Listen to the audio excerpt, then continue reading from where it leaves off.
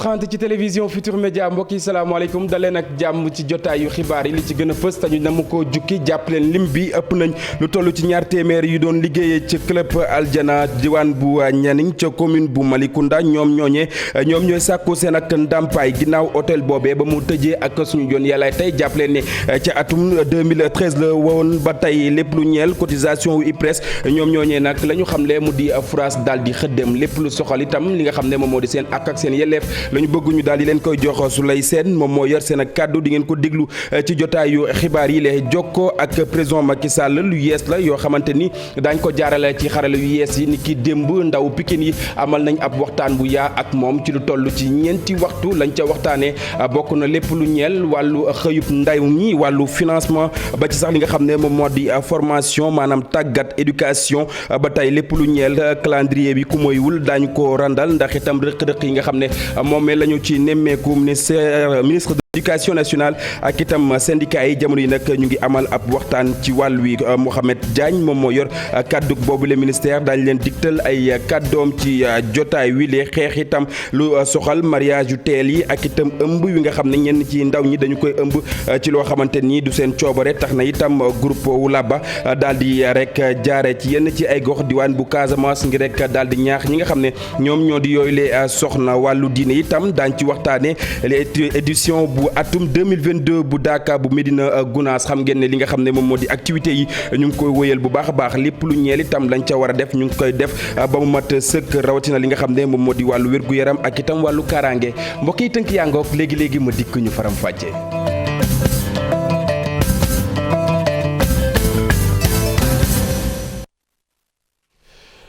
jërë ngeen jëf ñu nuyu leen ci gën gi nuyu xibaar yi door ko na nga xam ne itam noonu la ñu ko junjee woon lim bi ëpp na ñaar téeméer ci ñoo xamante ni nag ñu nga doon liggéey ca club Aljana bu Nianing ca commune bu Malicounda ñoom ñooñee la ñu sàkku ñu daal di leen jox li nga xam ne moom moo di seen ak ndàmpaay ginnaaw boobule hôtel ba mu tëjee atum 2013 ba suñu joon yàllaay tey lépp lu soxal itam cotisation IPRES yi ñoom ñooñee li ñu xam le mu di waxatuñu ko ndax itam du loo xamante ni rek boobule entreprise mi ngi doon juyoo ak moom ñu toolu ki nga xam ne nag moom moo di Souleye Sène mi yoroon seen kàddu àdduna jëmale ci micro Abdourahmane Diallo ak Mamadou Gueye.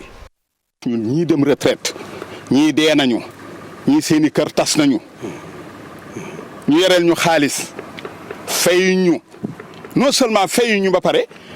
retiré ñu IPRES suñu feuille décompte yi ku ci ne yaa ngi ak sa feuille décompte yaa ngi ko gardé tiré ñu IPRES caisse sociale IPM lépp ñu tiré ñu ko te versé wuñu ko IPRES xam nañu ñoom yàlla xam na ñun xam nañu dinañu dégg te it ñu ngi koy yëgal président bi bu fekkee yëgu ko woon ñu ngi ko koy yëgal bu fekkee yëgoon na ko te fàtte ko it ñu ngi ko koy fàttali dox nañoo dox ba sonn lu ne def nañ ko miraaran ay yoon def nañ ko affaire bi daal ne kekk mënuñ ci dara waaye lii nag xanaa dama yaakaar ne yoon amatul xanaa nañu dimbali ngir yàlla fay ñu sunu xaalis nañ ñu fay te yàlla tax nañ ñu fay duñ ko bàyyi de duñ ko mas a bàyyi même bu ñu dee ñun buñ ko fekkewul duñ ko bàyyi. ñun daal li ñu bëgg mooy mu gàtt mu gudd nañ ñu fay li ñu yoreel. yàgg na trop ay at la 2007 ba 2013 ñu tiré ñu IPRES versé wuñ ko mais lii dafa ñaaw 200 et quelques personnes ñii dee na ñii dee ëpp na juróom fukki nit ay jigéen ak góor loolu ñaaw na bàyyi seen njaboot di xalaat li ñu leen yoreel ba dem ban sax lii dafa ñaaw ci réew mi. mbokk yi juñu naa leen ko bi ñu door jotaayu xibaar yi lee jokkoo ak Macky lu yees la yoo xamante ni nag ñu ngi koy jaarale ci li nga xam ne moom moo di xarala yu yees yi lu ni mel la ndaw Pikine yi amal ni ki démb ci lu tolloog ñeenti waxtu daal di jokkoo ak ki nga xam ne moom moo di président de la république lañ fa waxtaanee bokk na ci lu soxal xëyub ndaw ñi wàllu financement ba ci sax li nga xam ne moom moo di formation lu ni mel ñu ngi ko doon amalee ca fa nga xam ne moom moo di ca arène nationale Ndongoka. jokkoo ak Macky Sall ci jafe-jafe yi tax ba Pikine nag mënta développé ci visioconférence Macky Sall di jël note wax tamit lu aju ci ñàkk xëyub ndaw ñi. 79 ba léegi Pikine dara changé wu fi. te ne su Pikine dafa bëri ay chômeurs monsieur le président tey jii nii booy lu tax ñuy soulagé wu lu ci mel ne AS Pikine dañuy yàkkamti samedi jot ou dimanche ñu ñëw retrouver wu stade Alassane Djigo pour mën a wàññi stress bu bëree bëri. cadre de vie la nga xam ne ñun askanu Pikine bëgg nañ ko mooy nañ fa développer li nga xam ne moo di pisciculture mu nekk une activité économique rentable boo xam ne tey doomu Pikine yëpp des nañ ci mën a gis ci seen bopp. ci kaw loolu tamit Technopole dañu bëgg mu nekk benn site touristique buntu Pikine tamit doon na loo xam ne président metti nañu ba jéggi dayoo oto yi amuñu benn lieu de stationnement bu normal. Macky Sall tamit ci saalam bi ci këram gi ci Mermoz di tontu tamit ci laaj yi jip. Actuellement ñu ngi élaborer loi boo xam ne Ablaye Sow wax na leen ko suñu ko paree dinañ mën a faciliter entreprise yi pour lépp lu ñu dugal ci sport ñu mën ko dindi ci li ñu fay impôt. kon am ngeen lu toll ci 830 et quelques mille habitants ci espace bu tuutee tuuti donc loolu mooy problème te ba ñuy sànq Pikine nit ñi da ngay ñëw rek jënd sa parc taxaw pour ngeen mën a am espace boo xam ne dana nekk quartier administratif en même temps ñu mën leen defal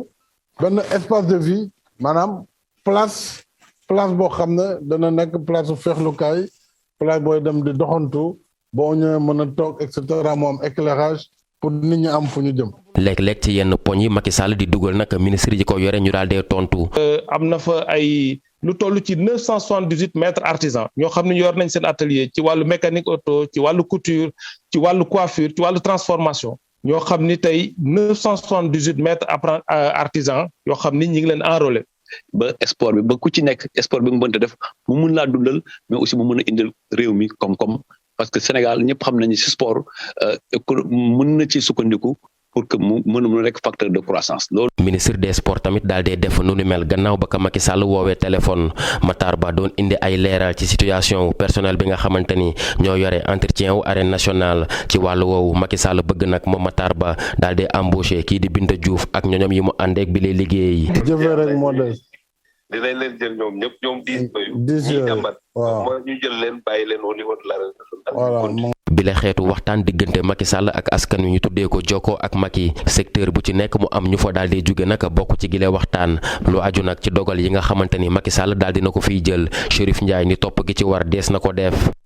jërëjëf ndongo ñu wayal wax itam ci leneen mu ñeel train express régional jàppale ni ñaareelu phase wi Diamniadio Diass lañ ci nam jukki ci ay koppar ëpp na wala bokk toll na ci ñaar téeméer ak juróom-ñaar ci ay milliards ci suñu ay koppar bu ñu sukkandikoo ci jiit bu réew mi moom président Macky Sall leen itam ci bëgg-bëggam bokk na ci fukk ak juróom-ñeent ci yooyu les kilomètres ñu daal di koy jébbal askan wi laata rek ñuy jeexal weeru décembre atum 2023 Abdourahmane Diallo Mamadou Gueye ci reportage ñu seetaan. ñaareelu pàcc liggéey yu jëm ci wàllum TER bi Diamniadio la ba Diass mu ngi jar lu toll ak ñaari téeméer ak juróom-ñaari milliards ci sunu koppar distance bi nag fukk ak juróom-ñeenti kilomètres la jiitu réew bi ci samedi bi la tàmbale liggéey. Cette deuxième phase du TER que nous lançons. diggante AIBD ak Diass 19 kilomètres la mu yokku ci 36 kilomètres yi nga xam ne newoon na fi diggante Dakar ak Diamniadio ci loolu dañuy am 55 kilomètres dinañ ci yokkaat yeneen juróom-ñaari train loolu day tax ñu am ñaar fukk ak ñaari train loolu yëpp nag buñ ko xaymaa ci ñaareelu pàcc bi ñaar téeméer ak juróom-ñaari milliards la ñuy dikkee.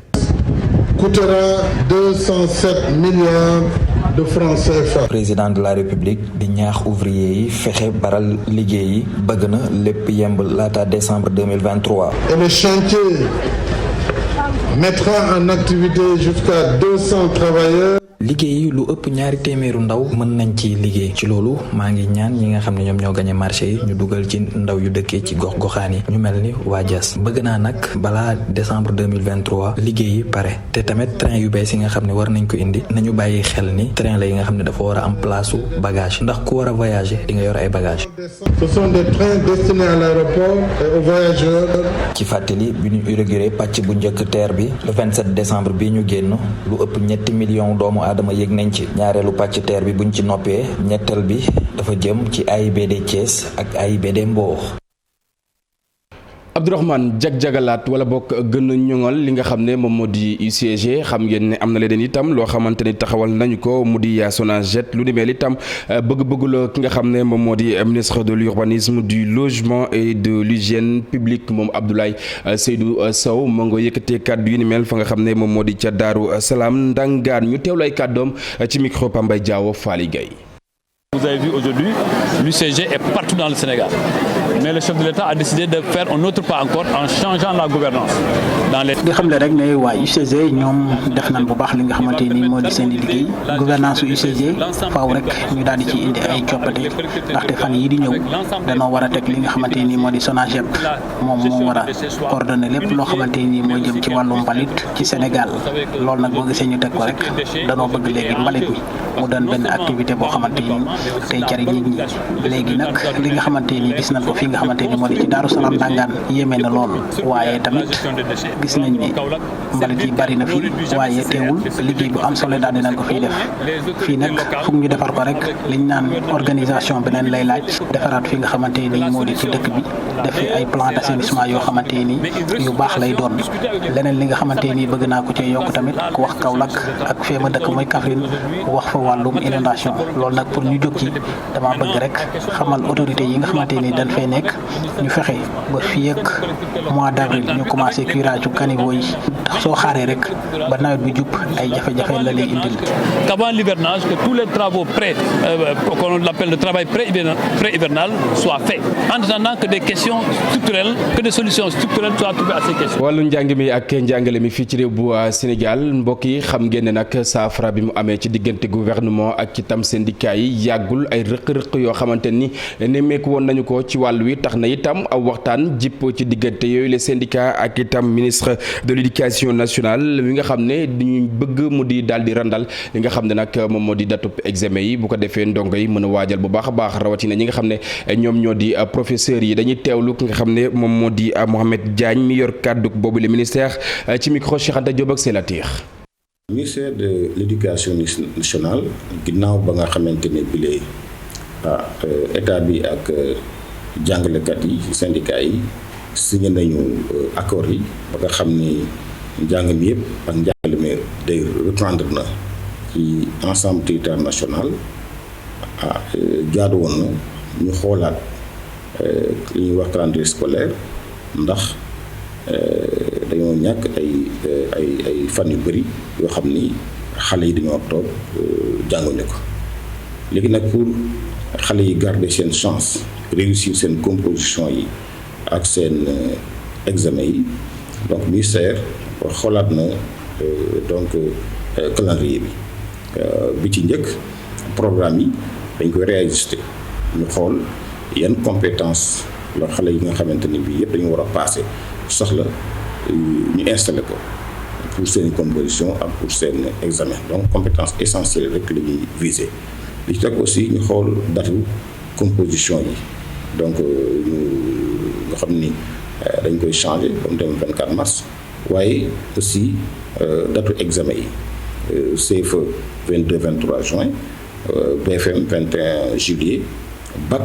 ñuy waxtaan ak ministère enseignement supérieur notamment office du bac waaye aussi duñu yem ci loolu daañu organiser ay cours de renforcement à tous les niveaux fête yi jeexatu deuxième trimestre bi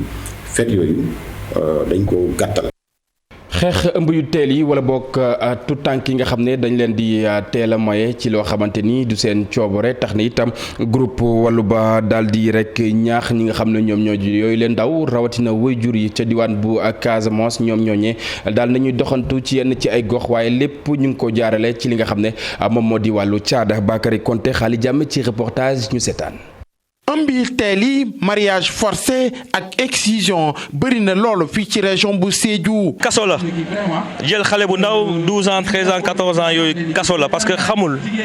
dara à l'époque soo gisee sax lii yëpp ma dugg ci parce que y a 3 à 4 ans de cela là Sédhiou bokkoon na si dëkk bu nga xam ne la plus jeune maman du Sénégal s'est trouvée dans ma région malheureusement. ndóol bi ñàkkum communication entre parents yi ak xale yu jigéen yi bokk na ci cause yi. ñàkk bokk na ci. te vraiment ñun ñi duñu wax ñun waajur yi duñu wax ak suñuy doom dañuy waxtaan xale bu la ñemewul du la wax li nekk ci xolam. bu ñu jëlee excision conséquence bi mën nañ ko yokk te buñ ko yokkee après day yor métit bi di vivre ak moom psychologiquement sax daf koy laal. pour nag xeex jafe-jafe yi jigéen yi di dund fii ci Casamance loolu moo waral association Wulaba daal di lëkkaloo ak OSIWA ñu amoon campagne de sensibilisation si ñetti région yi nekk fii ci diwaanu Casamance. C'était un projet nga xam ne mu ngi woon sama bopp et tout d'un coup je l'ai écrit et je me suis dit attends je vais essayer de demander à OSIWA sant yàlla bu baax a baax a baax donc bu ñu dugalee projet bi et OSIWA a accepté. tax na nag ñoom dem nañ sax si Diaroumé ci département bu Bounkiling daat fay amal benn causerie. parents yi dañuy ragal ne seen doom tam ëmb loolu tax na yu bëri bu ñu amee ay jarbaat wala koo xam ne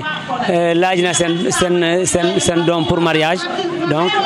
du ñu xool école wala niveau bu ñu nekk dañuy préférer ñu jox leen ñu marié que ñu rus leen si ba donc vraiment loolu ñu ngi ñaax suñu sœurs yi ñu moytu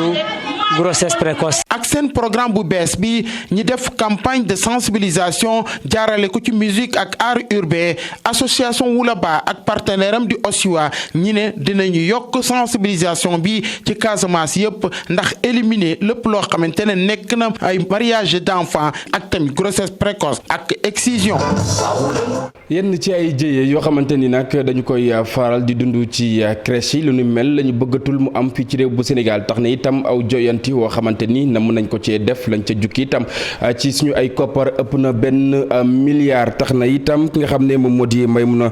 Sissoko Khouma xam ngeen ne moom mooy directrice wu case des tout petits di xam ne rek ne bépp jéego bu ci war dina ko dox wax ko ba mu mat sëkk ñu teewlay kàddoom ci micro Pafar ñi ñu ngi liggéey ci chantier yu bari conformément ak li nga xamante ne moom la ñu njiitub réew mi sant muy son excellence le président de la république ci vision wam ci bëgg-bëggam y ay instruction wam pour renforcer li nga xamante ne moom mooy structure yi avec ak tabax bi nga xam ne ñu ngi koy tabax ay cases tout petits ak yeneen structure garderie ak centre de veille fépp ci réew mi ñu ngi crèche aussi recevoir nañ leen fii ñu ngi ci liggéey pour assainir secteur crèche yi ndax moom bokkul woon ci suñuy aada néew na ñu doon yóbbu seen doom ci crèche tey jii ak autonomisation de la femme crèche yi bëri nañ ci réew mi moo tax il faut que ñu assainir ko loolu moo tax ba agence bi ak acteurs concernés yëpp liggéey nañ ci benn projet de décret mi ngi en signature loolu dinañu mën a permettre véritablement pour que ñu mën a organiser sous-secteur crèche yi ba pare également fexe ba norme sécuritaire yi nga xam ne moom moo war ñu mën ko respecter. mbokk yi ñu waxtaanee wàllu mbay rawatina nag jiwu ji jàppale ne lañu ca góoboon daaw moom moo raw ren bu baax a baax tax na itam ñi nga xam ne ay producteur lañ wala bokk ay jiwkat nag jamono yi ñu ngi ci njàqare ak itam gerte yi nga xam ne ci yile jamono gis ñu benn yoon koo xamante ni da leen naan ñaata Omar Ndiaye Boubacar Fall bopp ci reportage. bu ñu sukkandikoo ci opérateur économique yi fol jiwu campagne yu njaayam gerte gi ren daa sooxe lool juróom-benn junniy tonne gerte rek la ñu amagum wute lool ak daaw ci waxtu wi ñu ngi woon ci fukk junniy tonne gerte. exactement mois de mars bi ñu toll ni tey. ak année yi passé heure bi doo doon fekk ñu ngi 10 000 ba 15 000 tonnes kon moo lay wax ne gerte gi manqué na. ren mooy aussi financement bi manqué na aussi financement au moins. dañ doon jot bu état teelaan fay mooy janvier wala février da nga jot dara mais ba léegi banques yi génne guñu xaalis. que tey boo seetee même usines yi li ñu recevoir ba léegi nit ñaa ngi topp seen i wàcc foofu gerte bi ndax tey bu seetee ci opérateur yi foofu gerte ñu bëri ñu ngi ne liñ déppoon depuis janvier ba léegi fayaguñ leen ko. te sax li ñu jot a tàmbalee foratagum as tuut mi ngi tàmbalee saxee ñu jot nag jiwu tumaranke nawet bi ñu dëgmal. li dafa gerte dafa yomb saxe ñun ñi nga xam dañ yàgg ci denc gerte ren par rapport lim sedd beeg naaj bi day xaw a kiiante day xaw a balançante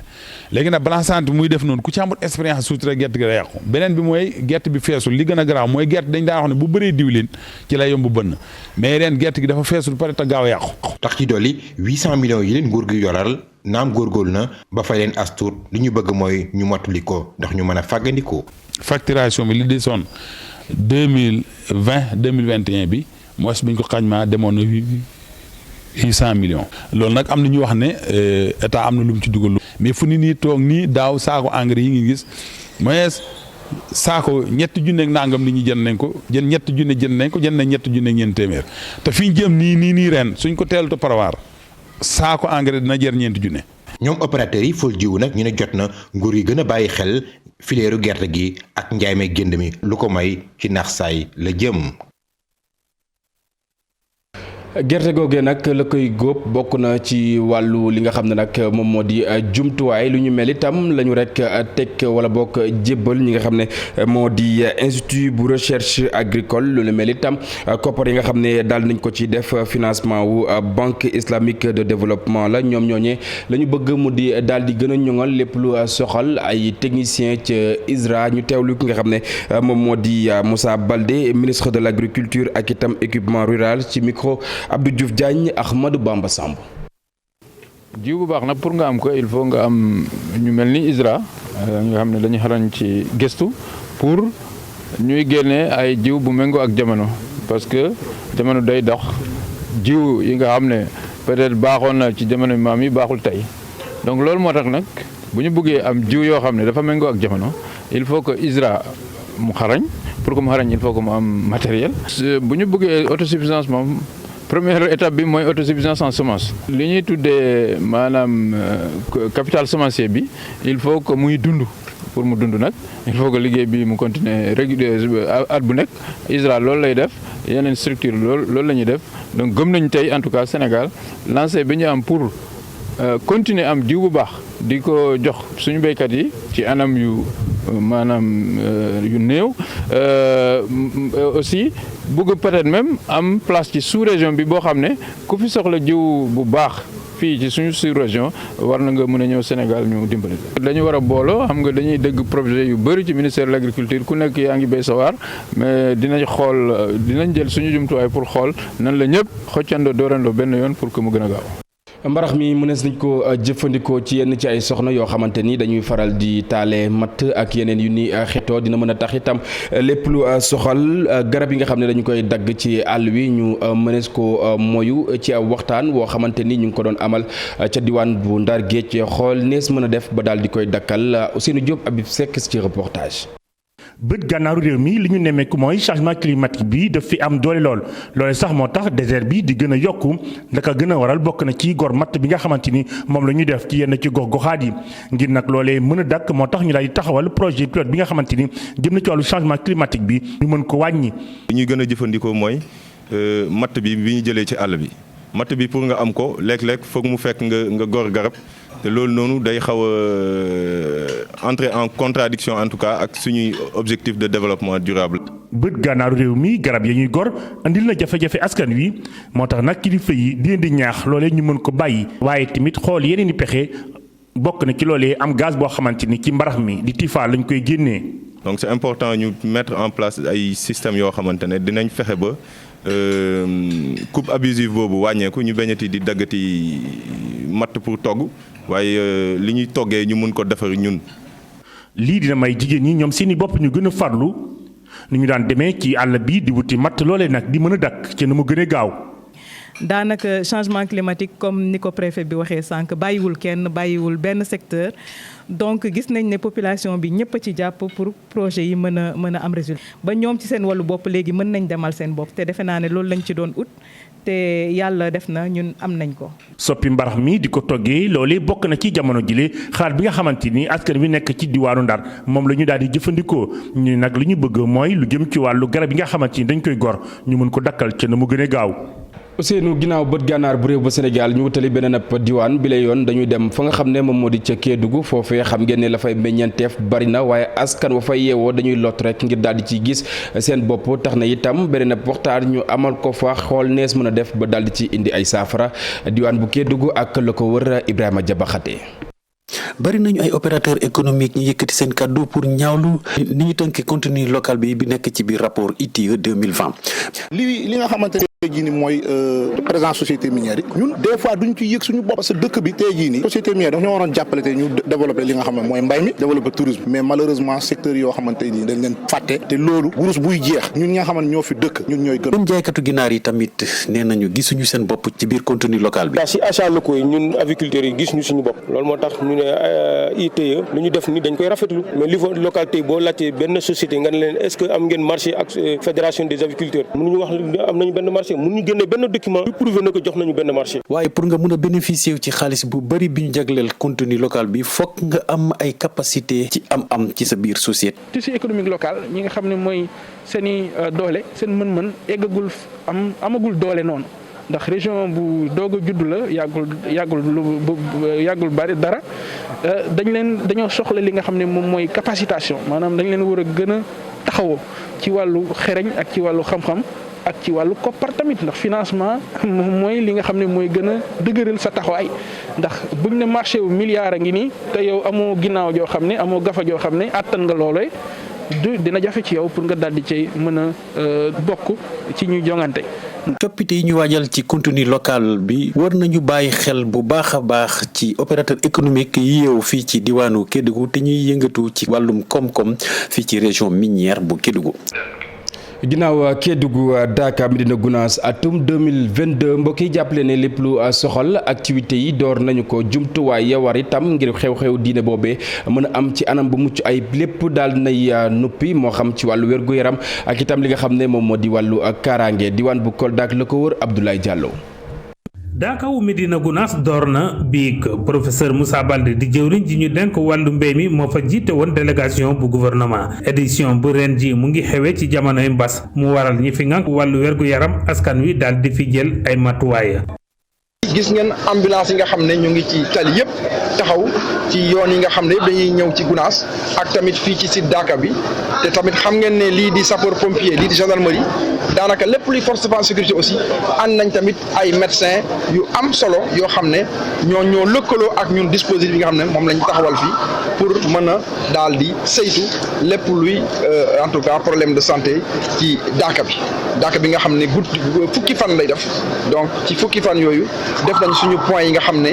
ñu ngi fii si Daaka bi ci poste santé bi centre santé bi loolu lépp ak tamit ci caserne sapeur pompier yi mu nekk dispositif boo xam ne ñu ngi koy coordonné. ngir ñaax nit ñi ca Daaka bi ngir ñu topp digle yi ñu digle ngir moytu mbas mi waa service national de l'éducation et de l'information pour la santé ñoo ngi ci béréb yi. monsieur le ministre de la santé Abdoulaye Diouf Sarr wax ñu rek ñu ñëw continuer jàppale leen tamit parce que événement bi événement national la même sous-régional moo tax tey service national de l'éducation teew fi indi ay masques yu bëri dolli ci li nga xam ne moom la région bi am indi fi également ay produits d'hygiène ak lépp li nga xam ne soxna yi ak jigéen ñi nga xam ne ñoo nekk ci waañ yi fii dañ koy soxla pour que ñi nga xam ne dañu ñëw ci béréb bi ñaanukaay bi ñu mën koo jëfandikoo loolu nag ñu ngi ciy sant bu baax xalifa bi. ab brigade d'hygiène lañu samp ca frontière ba ngir saytu wàllu wergu yaram nit ñi fay jàll. wàllu caada la ñuy waxtaanee Air Afrique aw album la wu yees woo xamante ni Yves Niang moom moo ko daal di fësal aw album international woo xamante ni dina jaay wàllu caada réew bu Sénégal ca biti réew naka noonu itam muy sàkku ci ñi nga xam ne ay talent yu yees lañ mu daal di def comme moom cérémonie wi nga xam ne nag mi ngi ko doon amal ngir présenter boobule album Pape Fara Ñing ak Pape Sangone Mbaye ñoo ko teewoon ñu seetaan la ñu fa jëlee. ay sonorité yu bees ngir ubbeeku ci àdduna bi Yves Niang nag moom loolu la bëgg fexe ba kasetam ak lii di waayam dem fépp ci gox yi nekk ci biti réew album bu bees bi nag mu ngi tudd Air Afrique. Sénégal mën nañ way am nañ ay talent waaye nañ bay bëgg a dee mais dama gis ni musique bi percé wul jaayul sur le plan international ma xëy suba di recherche dem naa fu ne dëggu naa dëkk bu ne. ndekete man li ma doon wër ci dëkk bi yépp voyage yi dugg di rechercher affaire yu bëree bëri pour indi leneen loolu maa ngi ko bàyyee ci sama weewu tànk muy Pikine gi ma dëkk. projet bi ngir mu amal ko dafa amal ay collaboration yu bëree bëri rawatina rappeurs yi nga xam ne ñoo nekk ca banlieue ba loolu tax mu am touche bu particulière. ñu ko mataloon man way naa plus de kenn xamul ñaata nit ñi xam nañ moom. am naa sama talent mën naa way mais mbalax bi neex na trop mais dama bëgg a chercher leneen parce que bul fàtte nag Yves Niang ak Ndongo Lo def nañ ci musique loo xam ne tey indiwaat nañ leneen lu bëri ma ne ko nag leneen laa bëgg a xoolaat parce que xale yi way yëpp tey jii ginnaaw yàlla suñu tànk lañ jaar mais man dama ko bëgg a njëkkewaat Matador tëj na ma ci studio bi 3 ans pour ñu def album bi muy album Air Afrique. lu waral album bi ñu tuppee ko Air Afrique li nu mel dafa bëgg a wonewaat identité am bu baax. Air Afrique Air Afrique c'est de l'air l'époque du air comme air bi ñu noy wala leneen noonu c'est l'époque c'est Afrique dafa commencé waat jël li moom ay xale yu ndaw yu dëkk ñooy dem jàngi pour ñëw di seet on a plus besoin de ci leneen pour réaliser li moom Aliou Cissé nous a montré le chemin du basket Sénégal bi ñu juddoo ba tey te ay mag lañ léegi. cérémonie bi nag ñu ngi ko amaloon di ko def en live ci personnalité yu bëri yoo xam ne wàllu caada lañu yëngoo fii ci réew mi occasion boobu tax Yves Niang daal di fay way wane li nga xam ne moom la génne. jërëjëf Pape Fara mbokk yi ñu buural jotaay wi bàyyi leen ak rédaction bu télévision Futur Média léegi Léa Soukayna dina fi teew jukkil leen xibaar yi ci kàllaamay tubaab lu mooy loolee tam ma jox leen daje ni ki ëllëg ci seen émission info du matin à partir de 6h30 ci li nga xam ne moom moo di revue des titres lu mooy loolee tam des leen di wéy ak programme télévision Futur Média jaa ngeen jëf mbokk yi ñu fanaan jàmm.